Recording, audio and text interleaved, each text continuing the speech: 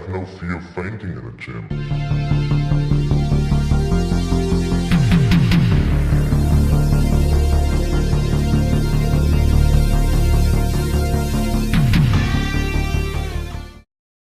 Have to live with this. And we are rolling, so Chance, take it away. What is up, Confidentials? I am clearly not Henry Sanchez. I am your guest host, Chance, the Cobra. I'm sorry, I'm not used to saying that myself. The Cobra Ellison, and I'm here to judge a debate on Schmoedown. Don't get me wrong, Christian, if you're watching this, thank you for having me. I'm here to judge a debate between your lovely channel creator, Henry Sanchez, and everyone's favorite masshole, Lucas Schildbach. This is going to be a very loud, very heated fight. I can already tell based on having fought Henry and beat him, by the way, and just knowing Lucas as a person. So, gentlemen, do you have any words to say before we start the fight? Let's go to Henry. We just got done doing a Schmoedown debate, and Lucas was a part of that, and it was the first time I've seen him actually do a real formulaic debate, and I was really impressed. I'm not worried about his choices here, but I'm definitely worried about his over-talking and his actual style of debating, so I'm definitely on my toes, but I'm not worried about this, so it's going to be a good one, though. I'm going to have fun. And Lucas, what do you guys say before we get into this fight right here? This is my fourth match of the night. Hopefully the vocal cords will hang out, and we better get this rolling because it's late. I'm tired, and I like to kill before I go to bed. I'm tired, I'm wasted, I love you, darling. And, with me, I have my two backup judges, because I'm not doing this all by myself. First of all, I have Cody Newberry. Cody, what's up, buddy? What's up? This should be real interesting. I'm a fan of one person because we share the same sports team. I despise the other for his poor sports team. But in debate, that doesn't matter. So let's hope this masshole can pull it off, but, it's going to be close either way. And also, as my backup judge, you may have recognized him from his confidential roast of his 100 movies and following suit with his top 20 comic movies. His opinion sucks, but hopefully his judgment doesn't. Caleb Coho. Caleb, how you doing, buddy? Hey, I'm doing good. Henry and Lucas are two really top-tier debaters. Lucas, took me to the wire in that Schmoedown debate, and I'm excited to see what he does in a general movie debate. And Henry is the godfather of debating, the legendary one when it comes to all of these. So we'll see how it goes tonight. I may know someone who could take Henry to task. Not gonna, drop the name Admiral, but either way, he's a great debater. This is gonna be a great fight. So the way this works is, we're gonna give the question. They're gonna give their opening arguments. They have 5 minutes per fight. What you told me? Yeah, 5. Okay, 5 minutes per fight, and how many per opening and closing? 30. 30 seconds? 30 and 30 seconds for each of their opening and closing. They have 2 questions that they each picked out themselves. They have a blind fight and then one just general. So let's not waste any time. Let's get into this because Lucas needs to murder someone before he goes to bed. Maybe it's going to be Henry. Who knows? All right. So the very first question, I believe this caters to Lucas's strength. It is, what is the best, most realistic portrayal of a fictional boxer? So Lucas, are we starting with you this time? No, he's going to go second because he'll have that's right. Okay, so it's your fight. So you get to start off, Henry. So what is the most realistic portrayal of a fictional boxer? Okay.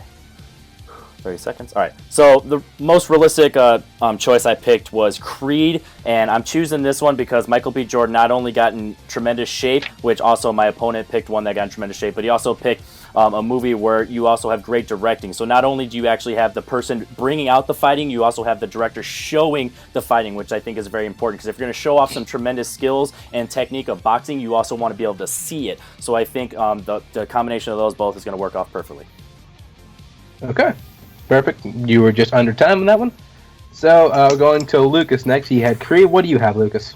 So I went with Jake Gyllenhaal's Billy Hope from the film Southpaw. Now, we're not arguing the movies. I'm not going to argue that Southpaw is a better movie than Creed. It's not. But at the end of the day, Billy Hope from Southpaw is a really realistic boxer. He is a guy who grows up in a really tough environment. This is very common to boxers. He has this very brawling, very aggressive, non-defensive style that works for a while, which is what happens to lots of boxers. At some point, he gets knocked down, he gets knocked out, because being aggressive and just throwing haymakers doesn't work at some point. At some point, you have to learn how to use defense, and that is what this character has to do throughout the film.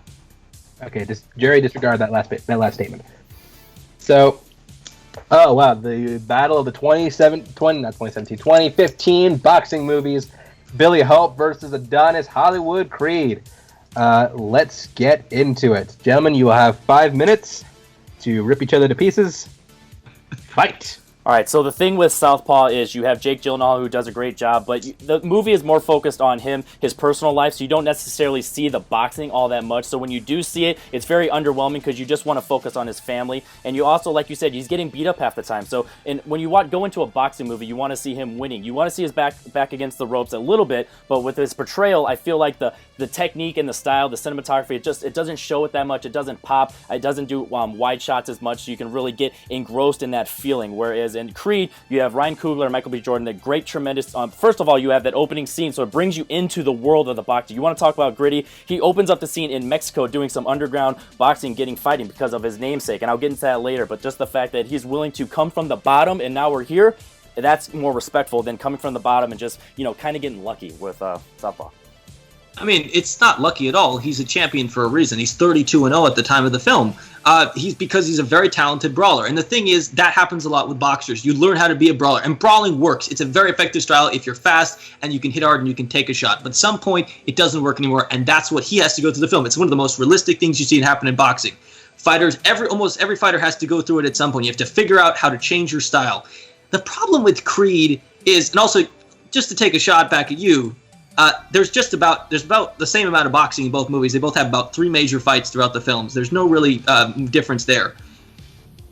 The fact that Creed comes up and is that good in an underground circuit without training is completely unrealistic. How did he learn how to be that good of a boxer?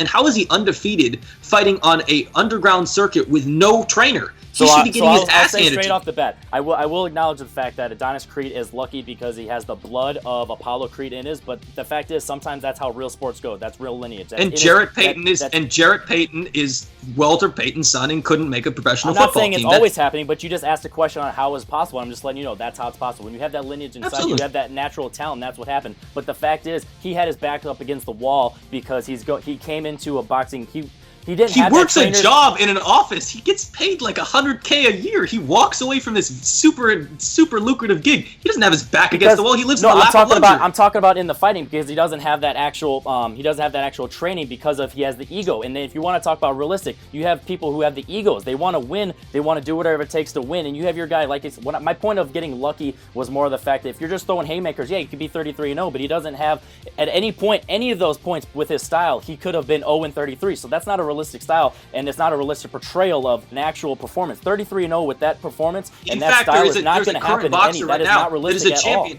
That has Deontay Wilder, one of the current heavyweight champions, exactly is that style. He's just a big, fast dude who throws haymakers. Yeah, but the thing is, he's not big in that movie, and he's not even that fast. He's just a brawler. He doesn't have the exact thing of what you would describe from that type of person. He's quite fast. He's quite fast. His but he's not like the fast. He's not Floyd Money Mayweather. Like, he's not the fastest in the world, and he's not the biggest. So it's not very realistic. You built up a story because the whole point of that story is you want to have him in the relationship with his daughter, and you want to build that emotion come up, and then boxing is kind of in the background, which, like I said, it's not as dynamic of the visuals, and now it shows with Antoine Fuqua. He just didn't bring it. Where you have Kugel, he actually shows the dynamic because when you go to a fight, it's live. It's main event. You have places like Madison Square Garden. You have all the crowd. You're there. You feel that atmosphere. So not only is the actual boxing more realistic, the atmosphere and the environment is more realistic. So you're in there. You're enveloped in the world of boxing. So the style is better. The performance is better. The actual boxing is better. If I saw Michael B. Jordan in the street versus Jake Gyllenhaal better in the street, I'm running away from Michael B. Jordan because he's gonna kick my ass.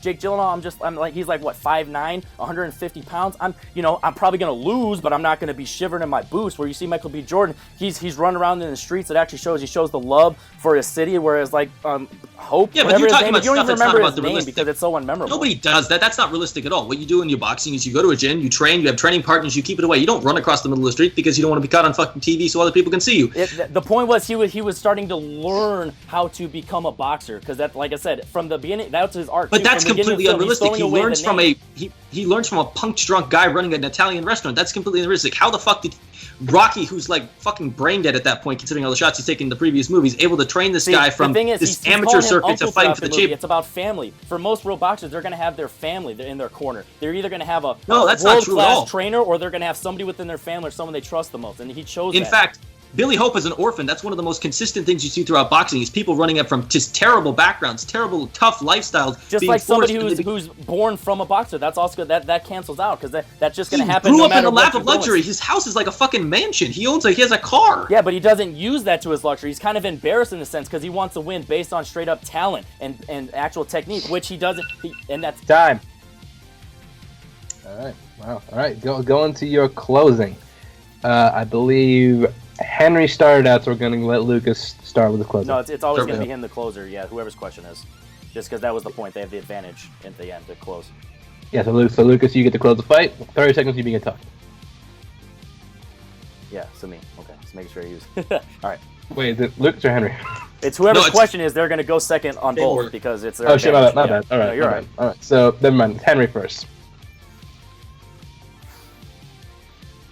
So when you're asking for most realistic, you want multiple things. You want the family life, you want the personal come up, you also want the actual fighting. If you see Hope in the movie Jake Gyllenhaal, he's not that menacing, he's not that big, and he nothing really bring it to him. So you're not really feeling the 33-0. You don't really believe it. Where you have Michael B. Jordan, he's in great shape, but he's also bigger. He's feet. He's got the ferocious. He's got the cockiness, which also is huge in boxing. Jake Gyllenhaal is not really cocky, just kind of like a dick, and that's not really the exact same thing. So he has the gravitas.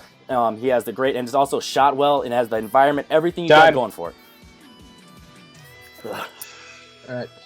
Lucas, Almost everything you've talked about throughout this fight had nothing to do with the actual boxing. You're talking about the environment. There is no consistent environment around boxers. In fact, a lot of them are more like Billy Hope. They don't grow up as the progeny of some famous boxer living in the lap of luxury. And let's be honest, the most famous fight in the Creed movie never would have happened because that judge never would have allowed him to continue with that eye, because you can't do the stupid tap on the back of the head thing to fake the judges out in actual boxing. That's a completely fake, unrealistic movie moment. Billy Hope was a real boxer. He had to learn how to fight differently, and he complained his style completely after he got knocked out. That's one of the most realistic boxers have to do.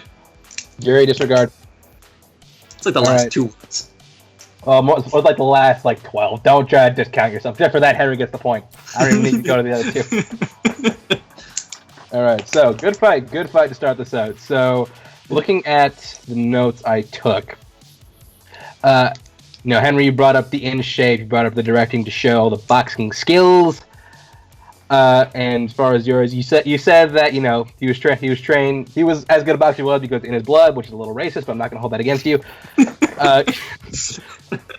You also said that there's no way he can go 33-0, but Lucas did a really good job of defending how this is more realistic portrayal, and how he was 32 in the beginning, how when boxers go that long, they sometimes when they get to that point, they do have to change their style in fighting. He did bring up the point how did he learn to be that good, even though he had no trainer, at least not that we knew about. I like that Lucas brought up the real life boxer. The only thing I got against Lucas is that you talked about the environment, and you said there was no consistency as far as boxers go when they come up. But you in your argument brought up a lot of things a lot of boxers come from this, but there's no consistency. What are we doing here? But overall, even though I don't like this movie as much as the other one, I'm giving the point to Lucas. Oh, let's be clear. I don't like this movie as much as the other one. Yeah, I know. All right, but it's not up to me. We're gonna go to our judges. So, Cody, what do you think? Yeah, this is a tough question all around. I think Henry's a fantastic debater, so he can debate his way out of certain situations. But the hard part was, I think Lucas sat back and waited for his approach where he was going to tackle the question, which was realistic boxer. Make sure Henry came out swinging, but it was more towards the movie and the shots and the directing. So I have to give Lucas just because he hit the question a little bit harder. All right, so with that, Lucas gets the first point. Caleb, your vote didn't count. What would you have said? I would have agreed. I think Lucas did really hit that point home. The biggest hit that I have is that Henry mentioned the filmmaking more than the performance, and Lucas grabbed that and ran with it and did a better job of explaining why his was more realistic. So I would have agreed. Well, actually, hold on, Henry. And we're going to go into Henry's strength question. Let's do this. Superhero movies are a big thing, guys. They are. They're everywhere. They're coming out all the time. So we are going to talk about this year in general. So what is the best superhero movie of 2018? I mean, obviously, come on, guys, it's Venom, for sure. I mean, there's no doubt about that. But, preface it as recording this, Into the Spider-Verse and Aquaman are not out yet, although I don't think it would change these guys' minds. I don't know their answers. So let's find out, and let's go to Lucas first this time. So just to clarify, Paddington is not a superhero. Paddington is, in fact, not a superhero. All right, I just want to make sure.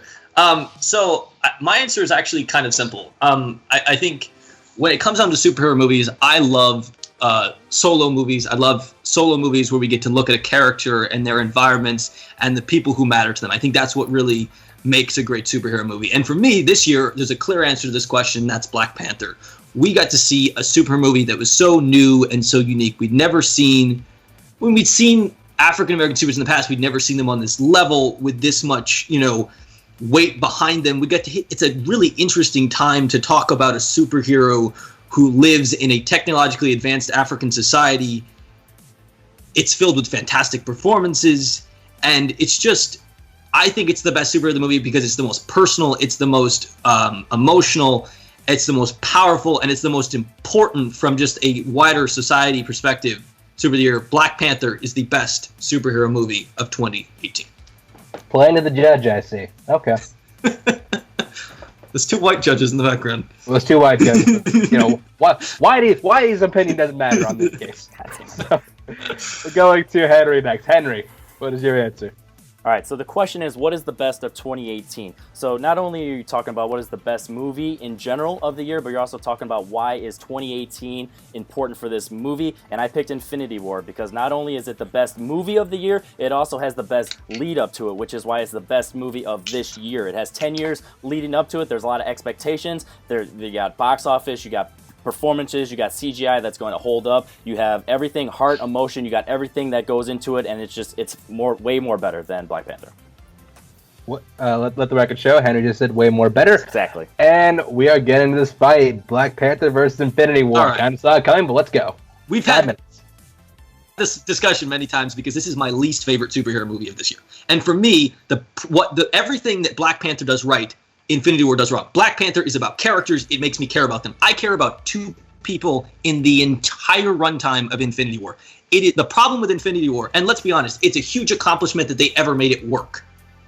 But it's not a great movie because it's trying to blend too many things together, and it just doesn't work. You have too many characters, and you jump from each one without enough connection. You don't care. Every character is muted. You kind of get the least impressive, least interesting version of every character in the entire film, outside of Thanos. Thanos is the only character that actually gets to be better than the movies that came before. You want to know what's interesting about that, Lucas?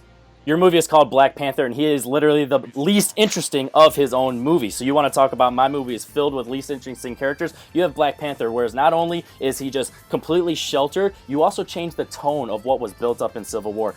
In Civil War, he's built up as stoic, mysterious, kind of like scary. In Black Panther, he turns into a joke. He gets weakened, and I'm not even talking about before you take away his powers. I'm talking about as soon as you bring him into Wakanda, because he is vulnerable. You come in, he's jokey, and if you want to talk about what is the best of the year, you got to build up you got to take into account the rest of the MCU. My movie at least takes into account everything that was built before. You talk about there's a lot going in, yes, because it earned everything that happened within the last 10 years. You only had one movie you had to worry about before Black Panther, and it couldn't even stay consistent to that. You have Black Panther, he's jokey. You literally have a what are those joke in there. So you have stuff like that, it's just goofy, it's silly. You have the most cliche character.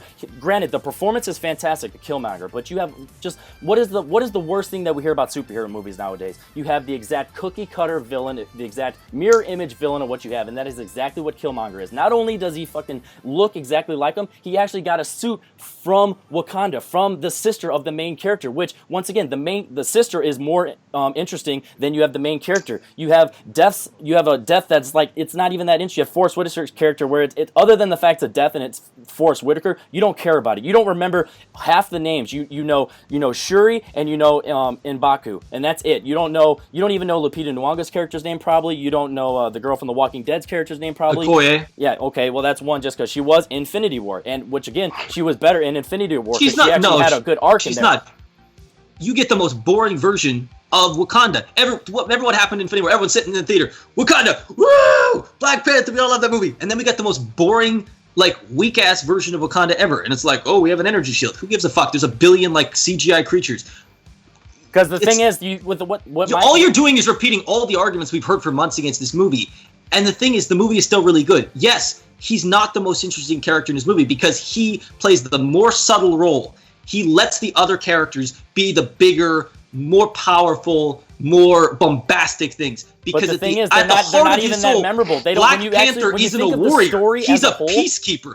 Black Panther's ultimate goal, the ultimate goal of T'Challa, is to live in harmony with the outside world, to live in a world ruled by science and logic and reality and physics and philosophy. You think about world building. You think about Wakanda. They built up how they're going to have his back at all time, and as soon as Killmonger comes in, he beats him in a battle. Oh, let's all go here. You're going to support because that's the an king. ancient tradition. You have to follow the ancient tradition. But the point is, that's honor. If you actually cared about, he would not respect his own people. If you cared about T'Challa, they wouldn't have turned on him like that. The fact that because that's the honor. It was so cliche. He would not have respected his own people if they had turned on him. What about M'Baku at the very end, coming in and saving the day? Oh, you didn't see that from a mile away. We're not gonna fight for you. And then 2 seconds later, they come in and save the day. You want to talk about cliche? That cancels out right there. So you want to talk about interesting? Talk about Thanos. You're the guy who's talking about. You hear Avengers: Infinity War? It's Thanos. He's the through line of the entire movie. So you think because you come in expecting Infinity War, and that's exactly what you have. And then you also think about when you leave Black Panther. What do you think about? You think about Killmonger. Think about when you leave Black Panther. I mean, when you leave Infinity War. You think about the end, the potential end spoiler, the potential end of half of humanity. It leaves you with there. It's driving you to go see the next movie. How are they what's the contrived way they're going to bring them back to the next movie? Because they've already all got solo movies. No, there's no way to the end. First of all, you don't know if that's true because that could all be a MacGuffin. That could all be a fake out. This is and then ridiculous. You also think about it when you have then okay, you want to talk about you have Andy Serkis's character. He's just thrown in there. Fantastic. He's just thrown in there just to move the plot along. He's a long-time villain of the character, and he has structural rule. You have to go after him. He's just thrown in there. It's very cliche. You have Michael B. Jordan, who's just because the capture of Claw allows the introduction. You have no actual real backstory of what he's about. You talk about he has emotional problems and all that stuff, blah blah blah. But at the end of the day, that's anybody. If it wasn't for his actual performance, his character wouldn't be as interesting. It's the performance that takes away. The writing is not good in Black Panther. It's very bland. Disregard that last note. All right. Going to Lucas first. Very closing. 30 seconds. All right. What you hear is you have two different movies. You have the deeply personal Black Panther, which cares deeply about its culture and its characters. It's about honor and the thing is that makes this movie brilliant is that T'Challa doesn't even want to fight. He would much rather sit there in just peace and harmony. On the other hand, Infinity War is just a giant, long sequence of scenes with shit smashing into each other and characters acting like they haven't acted in any other movie, and like it's the worst version of almost every character in the entire MCU. We get the most boring, bland version. They waste almost every character because there's too many things. And at the end of the day, it doesn't matter because all those people that died are going to come back in the next movie because that's what the MCU does. It's the worst of everything the MCU does. Okay, just that's fair. Quick pro quo. I wasn't paying attention, so I actually gave him 10 extra seconds. So Henry, that reflects on you too. So you get 40 seconds for your closing. So you say Black Panther builds up emotion, but the main character, he's not even the most interesting part of his character. You have exactly a mirror image of the villain at the very end. It's very cliche with how you have the guy come in the mountains coming in to save the day. Whereas Infinity War, you have emotion that was built up for 10 years. You have Tony Stark with that moment where he actually gets stabbed. You think he's going to die. You have Peter Parker. You only met him in 2 other movies, but when he said, no, Miss Stark, I don't want to go, you feel for that. You have everyone. You have characters come together you never thought you'd see it together. Thor and Guardians, that was the best part of the movie. Then you also have Captain America coming in. All right. Oh, wait, I'm sorry. 10 extra seconds. Okay. Captain America. And you have Captain America coming in, and he does exactly what he's going to do. He fights against Thanos because he built it up where it's America versus Thanos, and Thanos he's just fantastic, the best villain in the MCU, and Killmonger maybe a close second at best. You got that just in the wire, so I'll let you have that one. All right. Woo! Good. Okay, before a quick approach, you said, Luke, this is your least favorite superhero movie of the year. Yeah. Better or worse than Venom? I haven't seen Venom. Okay, that makes sense. So he's not coming in here with much. Let's be clear. It's my least favorite. It's got the same rating as Deadpool 2. It's just slightly lower on my list. Okay, then. Fair enough. Let's go to Caleb, whose vote didn't count last time. Caleb, who do you give it to this time? Dear Lord, this is close. I'm gonna go slightly, and by slightly I mean one tally mark in favor of Henry, because I think Henry did land some. I think Lucas landed a lot of good points as to why Infinity War might not be as personal as Black Panther, but I felt like Lucas repeated a lot of the same things, whereas Henry was able to come up with good defenses for the things that Lucas said. So yeah, I'm gonna give it slightly to Henry. All right, and looking at my notes, you spent a lot of time attacking Infinity War. You did say that you only care about two people in the movie. Tries to blend different styles, doesn't work. The least interesting version of all the characters. Most boring version of Wakanda. I never wanted to fight more than this time. Which, for the record.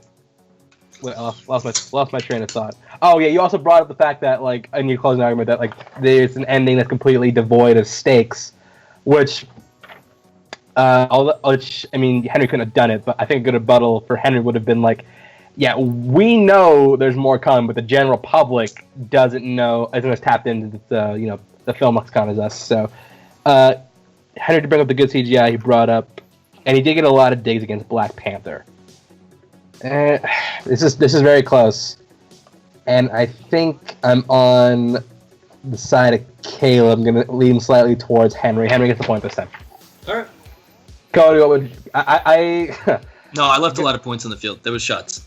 Because I could. Let's be honest. I shouldn't have let this good CGI line go past. There's definitely moments to point in that where the CGI is iffy. Yeah, but you got to throw the third act. I've much on the Black Panther. You can't throw the third act right back in your face. Absolutely.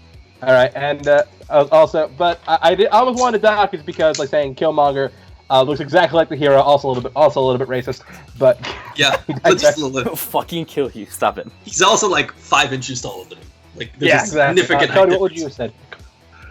It was a tough battle. I think Henry got a little tagged up on the overall what it did, but that was his approach, so I get it. I just didn't take it into the question as much of what it did for the 2018. But I agree that Lucas left too many points on the table. So Lucas could have taken it if he would have brought up some more key points. Yep. He just hates Infinity War too much. Yeah, I don't really hate Infinity War much. I really don't. You're an elitist. You're just obsessed, not Phantom Thread. Yes, Phantom Thread. Let's do the Phantom Thread universe. Phantom Thread is the best superhero movie 2018. It's kind of true, actually. Shoe Man. It's got the best super sound. Spreading butter on toast. It's dope sound, dude. All right. We've come to round 3, which means we have a blind fight, ladies and gentlemen. This is not going to be... I'm going to ask... Henry's the favorite in this one, so okay. So here's how this is going to work. There are 2 sets of numbers. You're going to understand why in a second. Yes. So, Henry, I'm going to go to you first. Give me one number between 1 and 5. Give me 5. 5. Okay. And Mike, I'm sorry, not Mike. Lucas, give me one number between 1 and 5. 4. 4. All right. Kind of funny. Your 2 choices are kind of linked. Now, Henry, you got to give me another number between 1 and 5. 1. All right. And Lucas, give me another number between 1 and 5. Let's just do 4 again. 4? Yeah. All right. All right. I would watch both of these. So your question is, in honor of David Gordon Green directing Halloween, what comedic director would you want to see direct a horror remake? Now, since Henry's the favorite, I'm going to allow him choice. Who wants to go first or second? And since we're tied. Let him go first. All right, Lucas has to go first. All right, Lucas, you chose double 4. Means you have to pitch Ivan Reitman's Child's Play. Okay. Chucky franchise. Do I pitch the movie or the franchise? It says the movie, so it's like a remake of Child's Play directed by Ivan Reitman. All right. And just to be clear, for the blind fights, it's 30 seconds, 3 minutes, 30 seconds, less time. 3 minutes. Okay, 3 minutes this time. All right.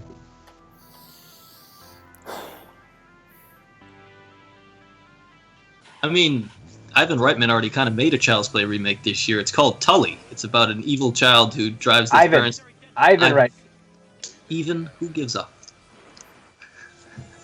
Was that your opening? Because you're already 10 seconds in. I'm not going to count that against him. All right, Ivan Reitman already basically directed a Child's Play remake this year in Tully. He has this really interesting knack. What?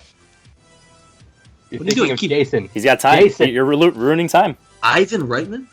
Ivan Reitman, director of Ghostbusters. Oh, fucking... Okay. Fuck me. Can I redo that? No. Yeah. I completely blanked on who that was. Okay. My bad. Ghostbusters. I hope you leave this in. Yeah, please do. Just make me look like a dumbass. It's okay. Ivan Reitman already did a comedy that blended supernatural pseudo-horror with a grasp on interpersonal relationships. At the end of the day, that's what you need for Child's Play. You need to take a story of this demented doll. You just basically take the Ghostbusters guy who directed Ghostbusters and then tone the comedy down and up the horror. That's actually not that hard. Just think of it as taking the jokes and making them more twisted and warped instead of making them fun and wholesome for the family. All right.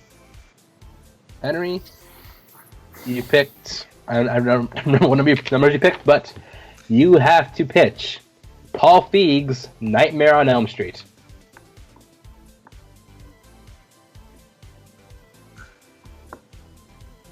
All right, now, to be clear, do you know who Paul Feig is? Yeah, I do.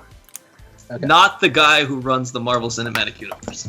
It's not. Paul Feig's already run a successful franchise with the Marvel Cinematic Universe.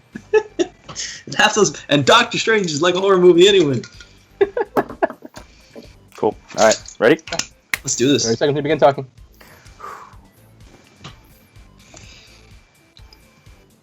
All right, so the best thing about Paul Feig is he's able to create memorable characters. So guess what? You already are coming into this franchise, or for specifically a reboot, with a memorable character. So what is the best thing to do to put these two together? Someone who's able to write quick, witty writing, and also be a little dark with his writing, and that's the best part. Dark comedy is exactly what you would want with a Nightmare on Elm Street reboot, because not only are the scares are going to be there, but you want character development, you want interesting characters, you want comedy, you want a story that's going to be interesting, and that's exactly what Paul Feig is going to bring to the table.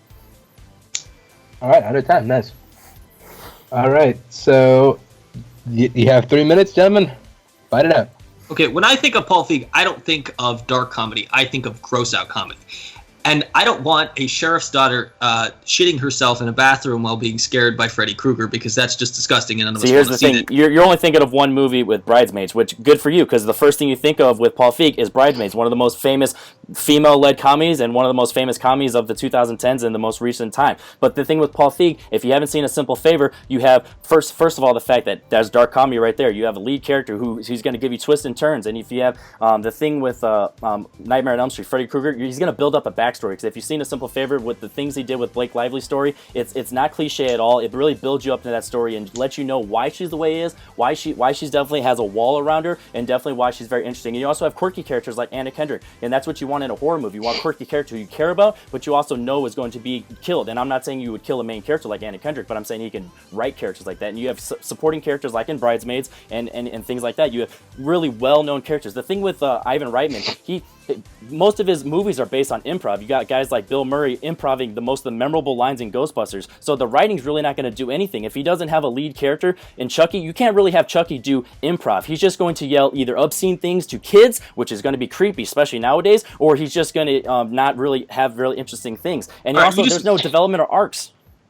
You just made the statement that you want a backstory to Freddy Krueger. Nothing kills horror villains worse than backstory. Did anyone see the Rob whole Zombie's purpose of the first Halloween Nightmare on movies? Elm Street was the fact that the kids that who was killing, their parents were involved in Freddy Krueger's death. So the whole reason backstory in the original Nightmare on Elm backstory. Street is like a 2-minute conversation with her and her mom. It's not a backstory. It's still I'm not saying a backstory needs to be full in depth, but it needs to be interesting. You want something original. You want something you care about and something you understand why the villain want to care about Freddy Krueger. You should never care about Freddy Krueger. Also, the thing about Freddy Krueger is he's witty, and Paul Feig is not witty. He's funny, he's laugh out loud, but he's not a very witty director. He's a director who relies on big, loud, bombastic comedy sequences. He's not a witty guy. This is not a Tarantino. This is not like This is not Howard Hawks. This is not somebody who has witty, snappy dialogue, and that's what you want for Freddy Krueger. You don't want witty trip dialogue, down the hair. Freddy Krueger, he's either going to be one-liners or he's going to be interesting throughout. So you don't need witty dialogue for one-liners. Because think about it, Arnold Schwarzenegger, when has he ever had witty dialogue? He has one-liners. So that's what you want. You're either going to do a one-liner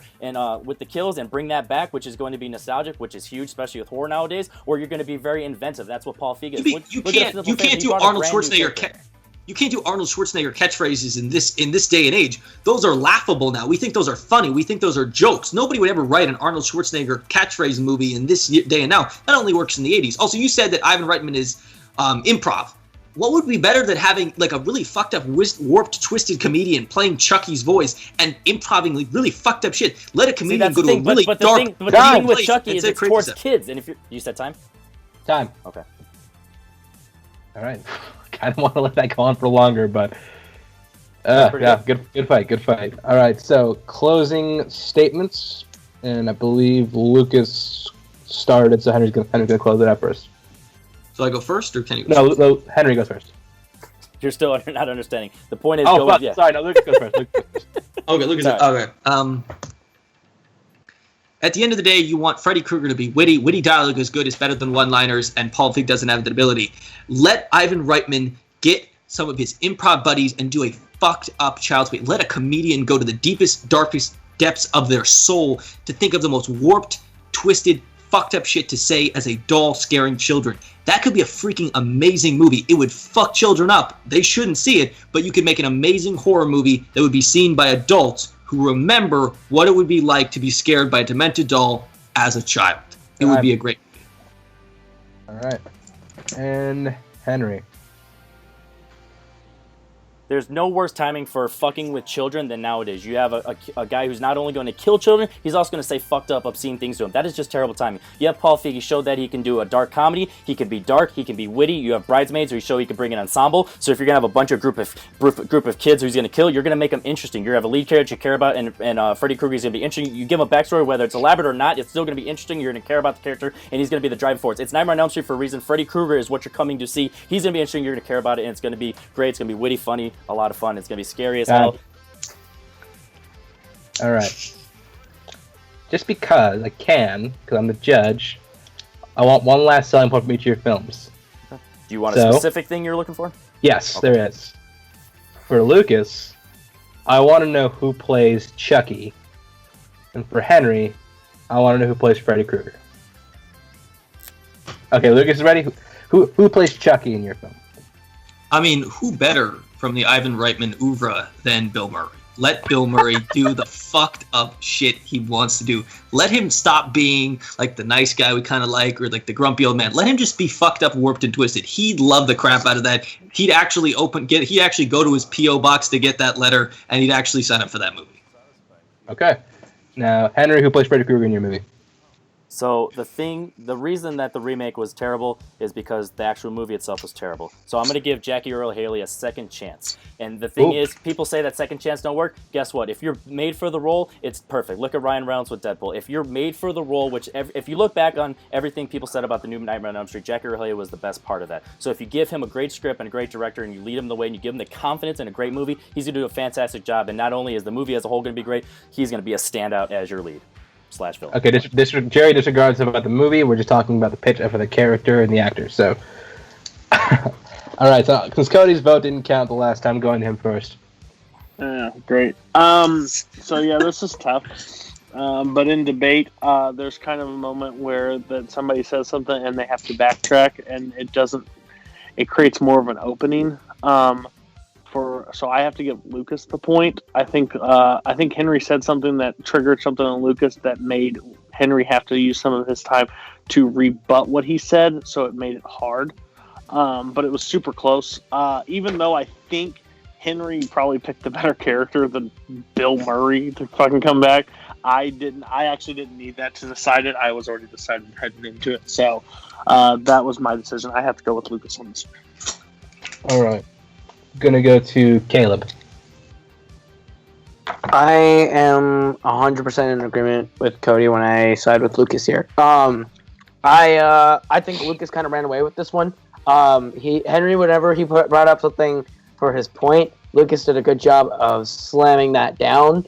And whenever Henry shot something at Lucas, Lucas took it in stride and actually incorporated it and was able to defend it well. So I'm going to give my point to Lucas.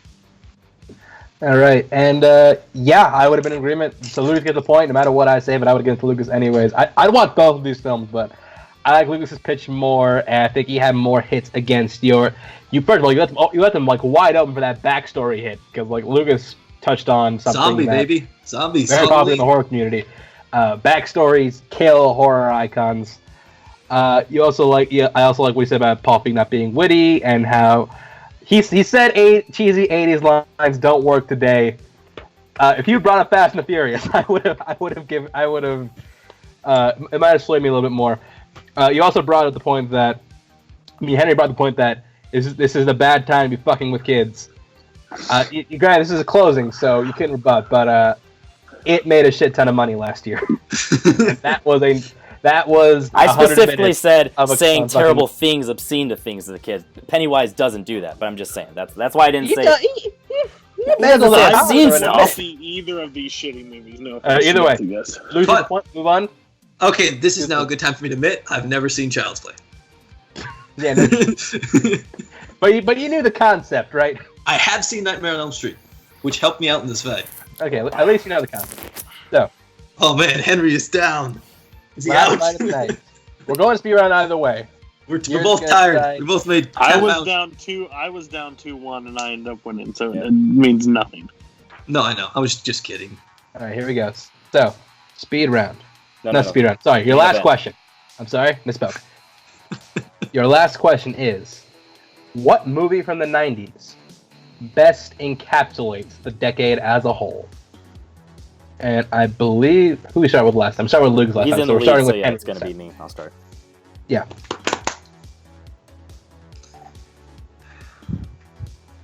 All right, so the thing with the 90s is a time where you have a bunch of characters who could, first of all, I just want to throw this out there. You have a bunch of like lines and like things you can say in the 90s that you would not get away with today, and that encapsulates the fact that it's accepted, the fact that it's actually said, and the fact that most of the times it's considered funny. And I'm going with Clerks. Kevin Smith, this was his very first movie, came out the gates as an independent filmmaker. It shows that you can make a movie with a low budget, have a great script, have funny characters, and ultimately make either a cult classic or considered a great movie. So Clerks is what encapsulates the 90s.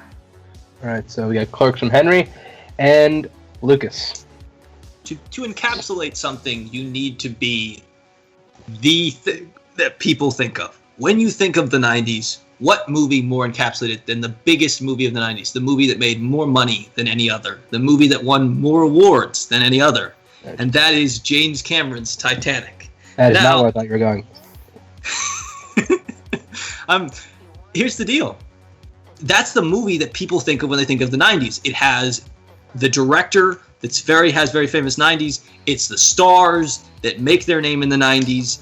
It makes this huge amount of money. Billions and billions of people see it. It shows up at the Oscars and dominates. And when you Google the word 90s movies, it's the fourth option that comes up. Clerks doesn't show up anywhere. I rest my case. Okay, first of all, fact check. I'm checking that real quick. I googled this. Can we pause for a second and ask a question? I need a clarification on this question. Go ahead. Is it encapsulates the 90s like the decade, or are we talking about the movies itself? Like the year it came out? I think it's pretty open to interpretation. Okay. All right, so we have Clerks versus Titanic. I got to be as impartial as possible, although I'm disappointed neither of you took Space Jam or 1998's Godzilla, because those movies are 90s AF. So, gentlemen, 5 minutes for you to tear each other to pieces. Fight for our amusement. All right, so let me just start saying, the question is, what movie best encapsulates the 90s? Let me do a comparison. Let me give you a frame of reference. If you ask somebody what movie is the most 80s, you're thinking of cheese. You're thinking of over the top. So you're thinking of 90s, you're not thinking of a period piece that took place in, the 10s, the 20s? So the thing is, Titanic, it might be one of the best movies of the 90s, but the question is, what encapsulates the 90s? You look at Clerks. It has the raunchy humor. It has the independent filmmaking. Look at the 90s. You have all the independent filmmakers that came out in the 90s. You have there is a lot of independent filmmakers in the 90s, Clerks is not forefront among that group. See, when if you wanted to come into this fight and argue Tarantino against me, you'd have the independent 90s feel locked up. See, the but thing is, let's be honest, I'm talking Clerks about is those a actual Clerks 90s. is a huge footnote on the 1990s independent movie scene. Here's the thing, because you have I would watch that movie. You have Richard Linklater, who's a big independent filmmaker, right? That Absolutely. Dazed and Confused is based in the Bigger than Kevin Smith. 70s. You have Quentin Tarantino. It's more of like a throwback to the 60s or the 70s, like it actually says. So when you think of actual 90s, you're thinking of Clerks. Think about Clerks. You have a line in there that straight up says, "My girlfriend sucked 37 dicks," and then guy says straight up in a row. Like, in what other decade are you going to hear a quote like that? It is the 90s, as 90s as you get. When you think of Kevin Smith, when you think of the 90s, you think of cult comedies, and Clerks is one of the. It's probably the number one cult comedy ever, and because you have Jay and Silent Bob as more memorable characters. Like I said, your movie is a period piece. So you can talk about the better movie. Fair, I'll give you that. But the 90s, there's nothing about Titanic that it says 90s. So I don't need to understand. Well, no, it's not based in the 90s, of course. Exactly, that's why you're wrong. That's not even close. It's not about what encapsulates the 90s. It's what encapsulates 90s movies. When you think of 90s movies, you're thinking of Titanic because it is this huge worldwide phenomenon. Even if you want to go James Cameron, you think of what is the most 90s James Cameron movie? You're going True Lies. You're not even going to go to Titanic. Are you kidding? How could you even argue that True Lies, which is like 90s movies? In terms yes. of If we have to talk semantics here, I'm like fine. I will fight semantics all day, because Titanic, it's not a style movie. It could be a timeless movie. That's fine, because it's a period piece. So you're thinking of what's the time period the movie is set is irrelevant. It's about the movie. It's released in the 90s. Thus, it encapsulates 90s film. Because when people think of the 90s and 90s film, they think of Titanic. No, regardless of the fact that it was made. Think about it. The question is inspired by mid 90s. So you're thinking of that tone, that gritty style. That wasn't the question. That wasn't the question he read to us. You gotta have common sense of mid 90s. You're making stuff up on the spot. You're not even. That's actually not the question. But am I wrong? Am I wrong? I'm using that as a reference. If I'm wrong, absolutely, if you think about the concept of mid 90s, which is coming out, so does mid 90s encapsulate the 90s? It was released this year. If you think of the movie mid 90s, is the first thing to come to your mind Titanic? No, you're going to think of Clerks, because you have that gritty. Well, no, if you said the word mid 90s, I'm going to think Jonah Hill, because it's his movie and it's A24. Why would I think of Titanic or any movie from the 90s when you think about mid 90s? The style of the filmmaking, the characters, the type of characters you get. You have Jay and Silent Bob, who's just standing out front of a convenience store. In what decade is that going to happen? That is 90s all day. They're just outside the liquor store. They're selling drugs. They're handing out dime bags. You're not going to have that in any other decade except for the 90s, because it's just chill. It's relaxed. You just got back off the 80s, the 60s, the 70s, the 80s. That no one saw. You're talking about a movie that, like, if you they're watching it now. If you ask 100 people right now, which movie are you popping in? They're going to say Clerks all day over Titanic. No, so if you even want to say that argument, because people have actually heard of Titanic. People have heard of Clerks easily. It's hilarious. It's more quotable. It's more entertaining. No, it's more fun. It's like it's a lesser Kevin Smith. It's a lesser independent movie. It's a lesser 90s movie. Like, you're just if you think of Kevin Smith, Clerks is the first movie that comes to mind. And that was his very first movie. That was 24 years ago. It's the first movie that comes to mind when you think of Kevin Smith. You think of Jalen first, and then you think of Jay and Silent Bob, and that's where the inception of Jay and Silent Bob was, from Clerks. And he wasn't even developed as a filmmaker yet, and that was his first. His most memorable characters, his most memorable movie. It's all from there, because it's the 90s. That's more memorable. It encapsulates the 90s. So 24 years ago, that's what you're popping in. That's what you're having fun with. That's what you're thinking about. That's what you're memorizing. Titanic. It's a period piece. People are popping in that. The only people who popped in were like hardcore cinephiles, not the average public. You know what the average public did in 1997? They went in droves multiple times to see a movie where James Cameron built an entire fucking Titanic. Yeah, and have they seen it since? No. Because that's the point. Nobody. It's argued that you could say it's one of the most overrated movies as well. So it's not only does it encapsulate the 90s, it's one you don't even want to think about. You keep making all these points that are relevant. It's about what encapsulates. When people think 90s movies, they think Titanic because it is this huge worldwide phenomenon. People love Titanic. Let's be honest. Guess what was a worldwide phenomenon in the 2000s? Avatar. Does anybody think about that movie? No, nobody cares about it. So you think of the box office, you think of that. Nobody cares about that. You're thinking about something you think about and you care about. Oh, guess what? That was also James Cameron. So out of those, you don't have to like something for it to encapsulate something. Most people don't like Donald Trump, but it's completely irrelevant to deny that he has encapsulated American politics from 2016 to 2018. Even he's unpopular. Whew. All right. Closing thoughts. We are starting with Henry. So when you think of the 90s, you think of that on-the-ground, surface level, gritty tone, and you're also thinking of jokes, you're thinking of buddy stuff, back and forth. You're thinking of just hanging out with your homies. When you think of Titanic, you think of the 20s. You think of I'm on top of the world. Nothing like that screams 90s. It's not even the most popular James Cameron movie of the 90s. And then you think of things where over the time, like I said with Avatar, you don't even care about that movie anymore. You're not popping in Titanic. You don't care about it. It's overrated. Nope. It made all that money back then. It ain't making nothing now. All right. And Lucas? What Henry's trying to sell us is that his version of the 90s is the only version that matters. But let's be honest, there are many people besides Henry in the world, and there are many people that live a completely different lifestyle. The fact that Titanic made so much money proves that a large percentage of the population had a completely different 90s from Henry. And that's why Titanic encapsulates the 90s. It's a movie that humanity, as a globe, chose to see and chose to see again and thinks of when they think of 1990s cinema. All right. Quick and concise. Whew, could not think of a better way. By the I forgot to mention, no one told me this is not in mid-90s. So, in honor of mid-90s, this fight right here. So, go to Caleb first. God damn, that was tough. Oh my lord. Okay, Henry brought up a lot of really, really good points about Clerks. He did do the, Jay and Silent Bob thing of a little too long, but I think Lucas's closing really sealed it for me when he brought up the Henry's trying to sell us that his reality is the only one that matters of the 90s, and I think that was just a KO punch to the balls, and I gotta give it to Lucas just for that one. That one was rough. That's rough to come back from. All right, going to me next. And you know what? Fuck it. I'm going to go to Cody next.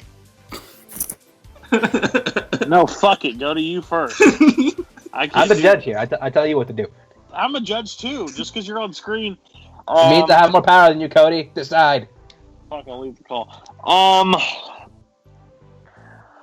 So there's a moment in movie fights that happened where Jackass the movie was battling Superman the movie, and I didn't think in a fucking chance that it could happen. Oh, I'm so torn at this fucking moment. Because no, I 100% don't agree that Titanic represents the 90s, but I have to basically go off the arguments. Oh, fuck.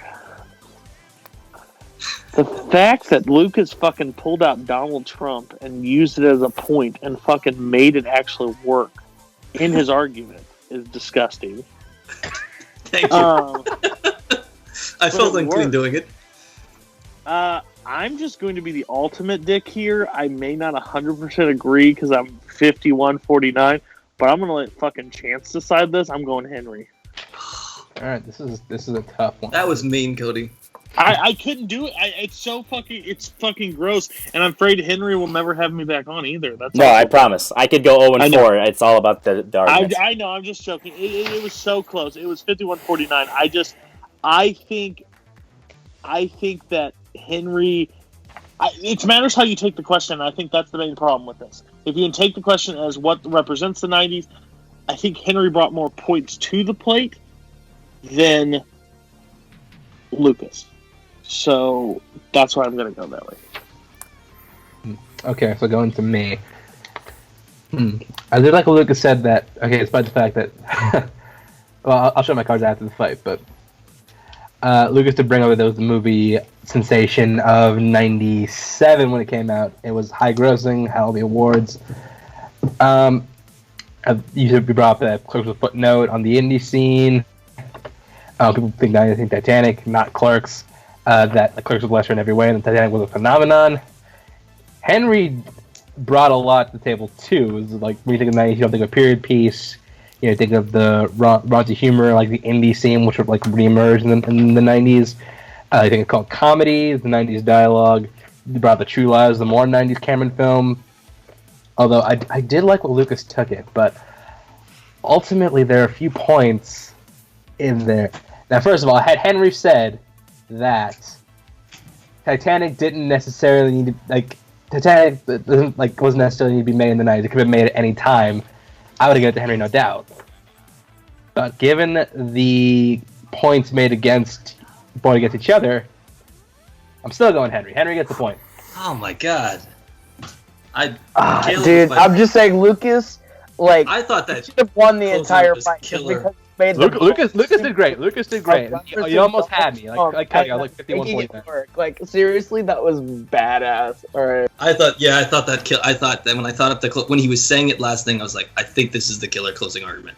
That was great. You almost had me. What really killed it for me was the what Henry's trying to sell you is his reality was the 90s. I was like, oh, this guy. Oh.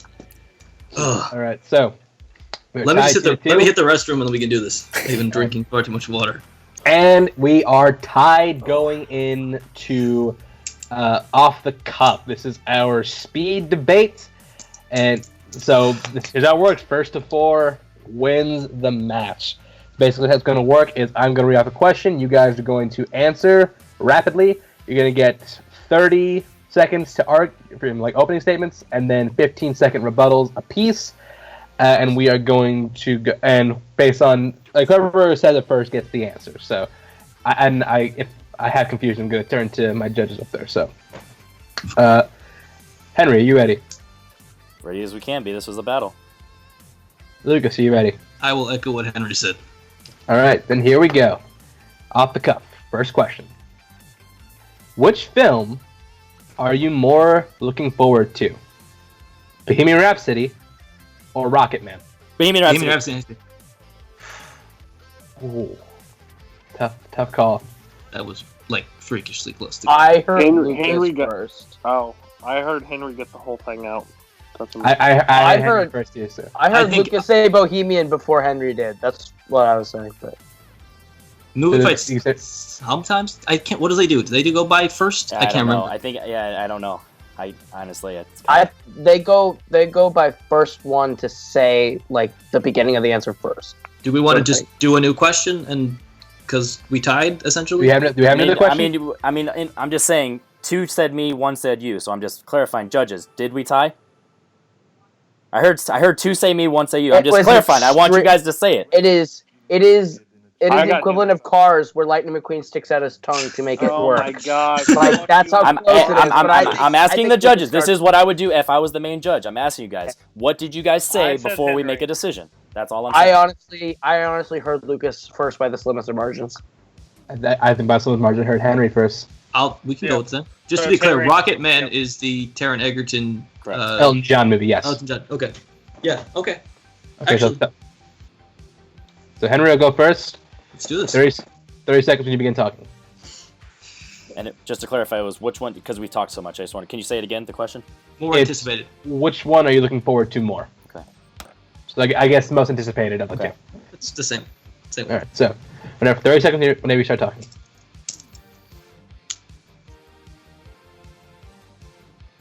So when you think of Bohemian Rhapsody, you think of that style, and you actually hear Rami Malek actually sound like the guy from Queen. I'm not gonna say his name, and I won't take him if he doesn't say it. But it actually sounds like the thing with the Rocket Man trailer. It doesn't even sound like him. It's not even appealing. You're not even gonna want to go there to listen to the music. When you're gonna want to get the soundtrack, you're gonna want to listen to Queen. If you've never listened to Queen before, this movie's gonna get you ready for Queen. So it's more interesting. The acting's gonna be better. It's gonna be the soundtrack's gonna be better. It's gonna be a lot more flashy, cool. Throw over what you want about Bryan Singer. I don't care about that. We're talking about the movie itself, and this is what I'm more anticipated to see. It's what I'd rather see. I want to see a better performance, better music, better directing, better cinematography. All right, go to Lucas. Let's be honest. When you're making a biopic about a singing legend, you want somebody who can actually sing. Taron Egerton can sing. He sung in school. He has a dramatic background. He knows how to sing. Do we know how Rami Malek goes it in? He probably has to fake a lot of that with some special effects. I want to see the actual guy play the character while actually singing this up. That's going to be fucking awesome. Taron Egerton is a better actor than Rami Malek. He's more capable of leading a franchise, leading a movie, and he's a better singer. And if you're going to make a music movie, you want the better singer in the lead role. Disregard the role. All right, going to Henry. In the lead, what? No, I'm just teasing. All right. Ready? Whenever you start talking. So the movie is what I'm more looking forward to. You saw that trailer for Rocket Man, you're just like, oh, that's it. That's I don't even care about that. The music doesn't even sound right. Like if you've never heard of Elton John, you're like, that's very underwhelming. You hear Rocket Man, it's wow. It makes you want to go to a concert. It's gonna sound like you're gonna be there. It's gonna be, you say he's a better actor, no way. Rami Malek's definitely gonna be nominated. He's not even win. It's gonna be so great. Lucas, whenever you start talking. So Bryan Singer, for example, let's forget about all his past. He's a terrible person. That doesn't matter, but here's what does matter. They had to switch directors after most of the movie was already filmed. Can you imagine what a chaotic process that could be? That movie is just not going to be as good. That lowers my anticipation for a movie because I know the original director is not going to finish it, and it's going to be a Frankenstein's monster, which you don't care. Disregard that last bit. All right. Gonna go to Cody first this time. Yeah, that was a tough one.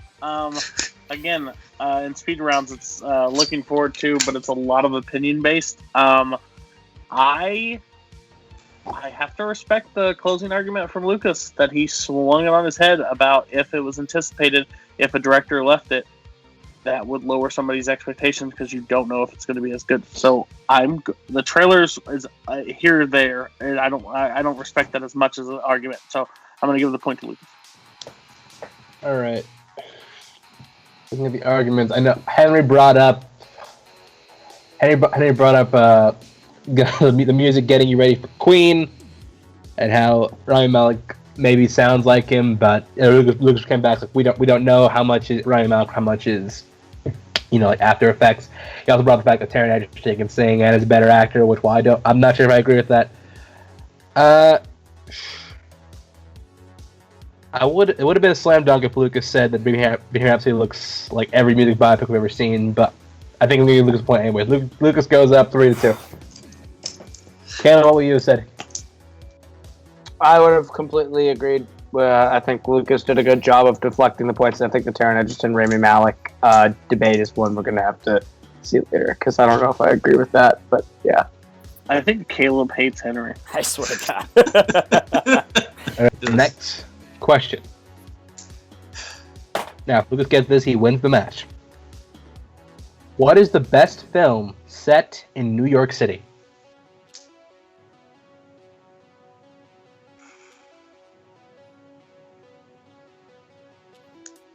Do the right thing. Okay, Do the Right Thing from Henry. Does it have to be 100% set in New York City?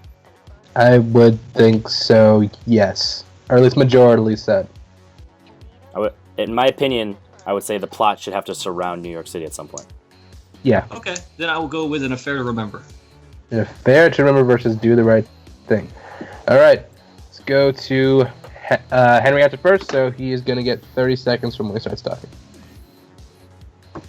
So nobody loves New York City more than Spike Lee. Spike Lee came in with this movie telling a story about not only a character but also a city and how that city affects a character. You have lifestyles, you have culture and everything. So you have a lead character, and I'm not going to remember his name, but in Spike Lee's character, how you have a pizza parlor and the things that they say back and forth, the racial thing, the tension, that's just part of the culture and New York City. So it not only shows the realism of New York City, but also shows the flash, and you have the great music, the great tone of what you're going, like I said, the culture, and it also... Done. An Affair to Remember tells the beautiful story of a love story between Deborah Kerr and Cary Grant. They meet on a cruise and tell each other they're going to meet each other in 6 months on the top of the Empire State Building. As Deborah Kerr is about to go up there to meet him, she gets hit by a car and they don't meet her. He thinks she doesn't love him, so he leaves her. And finally, 6 months later, he meets her in New York City when he goes accidentally to return a sweater. It is one of the most romantic, one of the most beautiful movies of all time. And the Empire State Building is the central location of the film. It is the most important. It is the most heartbreaking, sad movie of all time. Disregard everything after heartbreaking. Okay. All right, going back to Henry. 15 seconds. Guess what? The Empire State Building also has a main plot in Remember Me with that Robert Pattinson movie. Nobody cares about that. You're picking a movie that nobody even knows, a movie that's not even Cary Grant's one of his best. When you think of Spike Lee, think of New York and think of Do the Right Thing. Maybe Malcolm X's best movie, but Spike Lee is it's definitely one of the ones you think about. So, honestly, I don't think Do the Right Thing New York really even matters to Do the Right Thing. You could have said that in any city. If you're going to say Crooklyn, I'd agree with you more. And by the way, people do know Affair to Remember. They remade it into Sleepless in Seattle, which is another one of the most famous movies of all time. Okay, that's it. I'm going to go first. I think this one's pretty clear cut. I'm giving this one to Henry. He described very well why that movie and New York bound each other. Lucas, for a lot of his opening argument, just told us the plot of Fair to Remember. So I'm giving it to Henry. Caleb, what do you say? I'm gonna go with Henry also because I think Henry sold me on the idea of do the more right thing a little bit more. Though Lucas did hit me on what a good movie that I should go watch now. But I think Henry made a better argument as to why his movie was a better movie than yours. Yeah, if you haven't seen either of these movies, go watch them. They're great. So Henry gets this point, and we are tied again. Cody, what would you have said? Fuck Henry. I would have went with Lucas. No, I'm just kidding. I'd say Henry did a better job. Lucas was fighting probably an uphill battle because maybe he thought Caleb or somebody didn't see the movie, so he spent a lot of time breaking down the plot, where Henry encapsulates that shithole New York. So, dude, that would have been the one. Like you guys said, I said I wouldn't have got mad. I would have gotten mad if I'd have lost that one because it's like I clearly beat him. I would have been so mad. But this is fun. This is fun. All right, let's do it. This is fun. Hey, high five right away, Lucas. High five. Win or lose. Oh yeah, this is the best. No, this is like Caleb all over again. This is a great match. Right. Exactly. Last question. Hold my hand. Name 2 different movie characters you'd love to see in a rom-com together.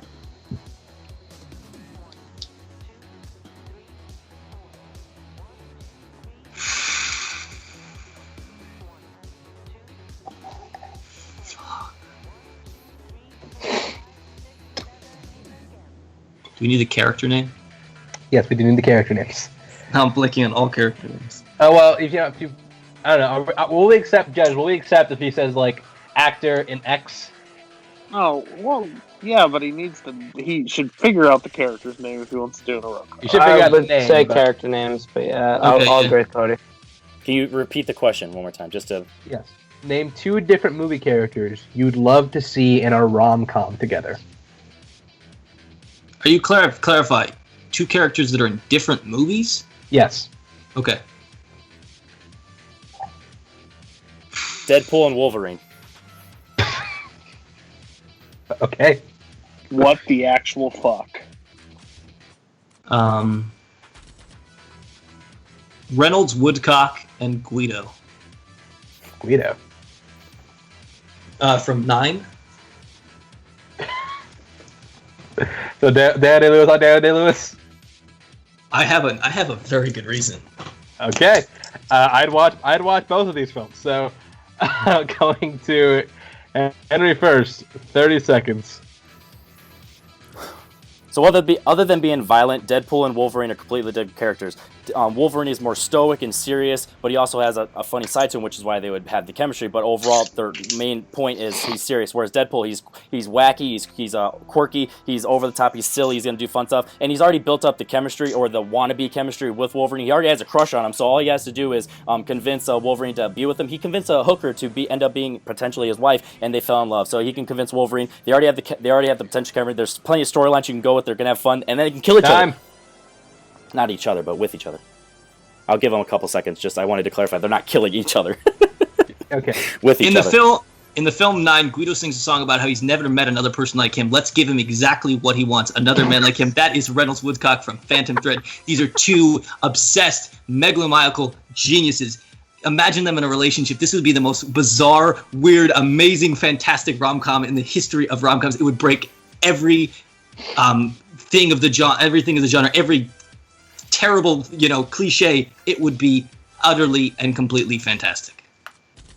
Okay. Back to Henry for your closing argument. I'll give you 20 seconds just because the last argument. Well, guess what? In Phantom Thread, Reynolds Woodcock, he wants a muse. So if he wants that someone that's exactly like him, he's not going to be a muse isn't going to be someone like him. The point is that he's not like him. He's very determined. He's very hardworking. He's very stubborn. He's not going to want someone just like him who's stubborn. A muse isn't going to be stubborn. He's going to be someone who's going to be very He's going to be under him. He's going to listen to everything he says. So they're going to clash. Damn it. All right. Lucas, 20 seconds when you start talking. Do you remember the last time people went to Wolverine and asked him to do something? It was X-Men First Class, and he told them to go fuck themselves. Reynolds Woodcock and Guido would actually like to spend time together. It'd be a fantastic rom-com together. It would be interesting. It would be gender-bending. Henry's is just a bizarre nerd comic fantasy just gone wild. It's a terrible idea and should never be made. Okay, that's time. All right, going to Caleb first on this one. Jeez.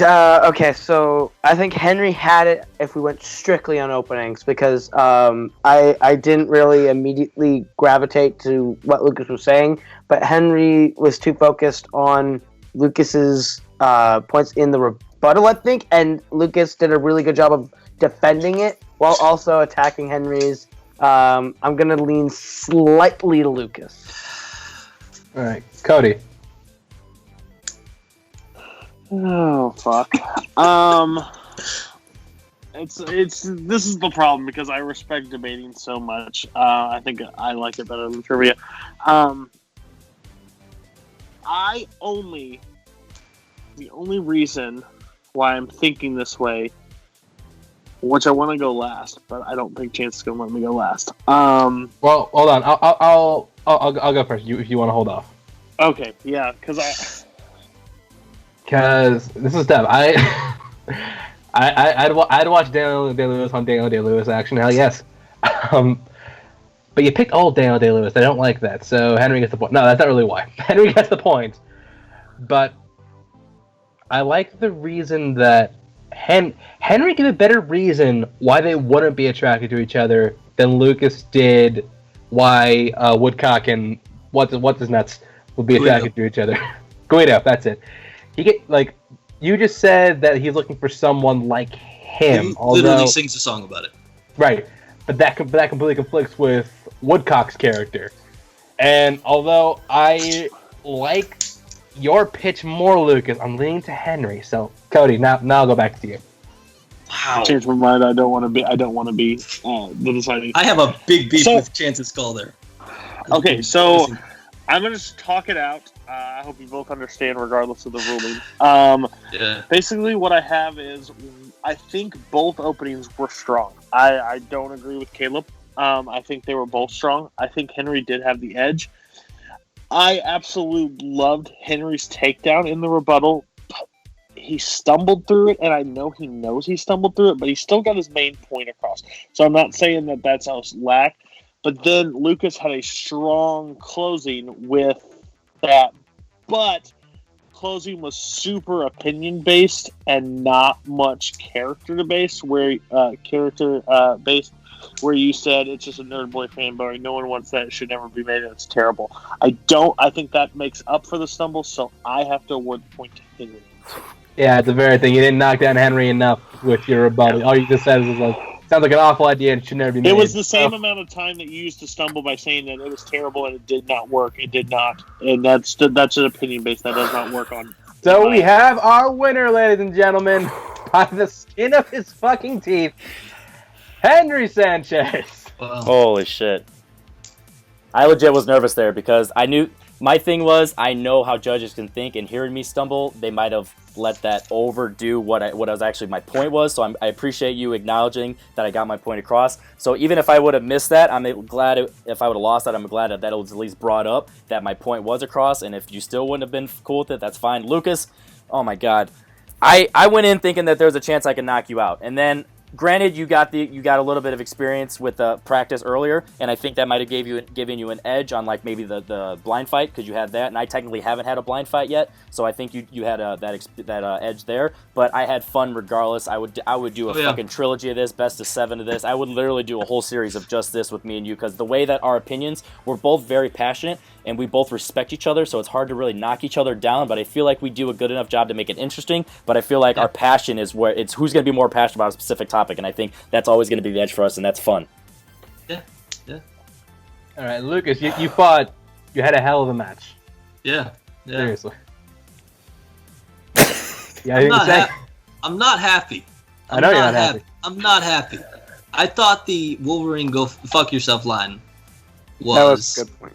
Was I think good enough. I think that was a great line. I honestly do, and that had it for me. If you would have took one more swing at his, that's correct. Yeah, but like that's the when move. you just said opinion based that no one wants to see that. I'm sorry if you said Deadpool and Wolverine are in a movie together. No, you're right. Holy shit! That's every idiot would go see that. Every idiot would go see that. Yeah. I am one of those idiots. I would definitely. I see both of these. I'm just honestly glad that you didn't knock me on the fact that they're not really that different. So that's why I hesitate, because that was the first thing I thought of. But I'm like, are they really different? So I was just going on tone, and I'm glad that I got by with that. I should have hit you. I should have hit him the harder on. courtesy. Yeah, go ahead. I want go the ahead. courtesy when I debate that if I stumble through a point, but I get my main point across, that I don't get knocked because I stumble. I agree with so that. That's why I agree with wasn't that. making a point to Henry. Like that was like that. If he would have said one more thing, if he would have said, that I should have said too much funny for the. I should have said Wolverine is antisocial. I should have said he's like borderline antisocial personality. If he would have said one more point, that stumble would have changed everything because you could have got another jab at him, and that's where it swayed because he just used opinion. No, that's fair. But either way, the match went how it went. So that's it for us here at Confident Cinema. Thank you for watching, and we'll see you next time.